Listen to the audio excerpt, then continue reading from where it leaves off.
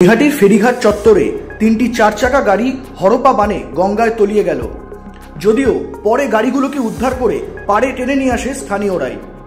এদিকে ঘটনার খবর শুনতেই সেখানে উপস্থিত হন নৈহাটির পুরপ্রধান অশোক চট্টোপাধ্যায়।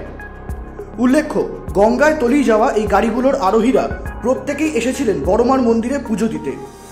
প্রসঙ্গত, বাইরে থেকে বড়মার দর্শনে আসা ভক্তরা এই ফেরিঘাট চত্বরে গাড়ি পার্কিং করে বলে জানা গেছে। সেই সঙ্গে এটাও জানা গেছে কিছুদিন আগেও একটি গাড়ি জোয়ারে গঙ্গায় টেনে নিয়ে যায়। এদিন আবারও এই ঘটনা প্রসঙ্গে নৈহাটি পুরসভার চেয়ারম্যান অশোক চট্টোপাধ্যায় জানান, শুনুন, এটা হচ্ছে দায়বদ্ধতা। বড়মার কাছে মানুষ আসে, বড়মার প্রতি ভক্তি শ্রদ্ধা, তাদের প্রণাম জানানোর জন্য, পুজো দেওয়ার জন্য। কিন্তু মানুষ কদিন ধরেই আমরা বলছি এখন এই জায়গাটা গাড়ি রাখা যাবে না।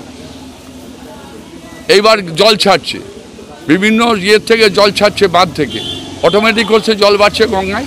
তারপরে এখানে আজ হরপা বানের রিপোর্ট আছে, ওয়েদার রিপোর্ট বলছে হরপা বান আসবে। তারপরে গতকাল ভরা অবস্থা লেগে শনিবার রবিবার, আজকে জোয়ার আছে। জোয়ারটা বেলা হলে আসে আর 10:30টায় এসছে। সিভিক পুলিশ এখানে গার্ডরেল দিয়ে যাতে গাড়ি না নামানো যায়। তারপরেও সে গার্ডরেল সরিয়ে পুলিশ গাড়ি নিচে নেমেছে। 3টে গাড়ি গেছিলো, 2টো উঠে গেছে, লাস্ট গাড়ি এখন তোলা হলো। ব্যুরো রিপোর্ট, নজরে বাংলা।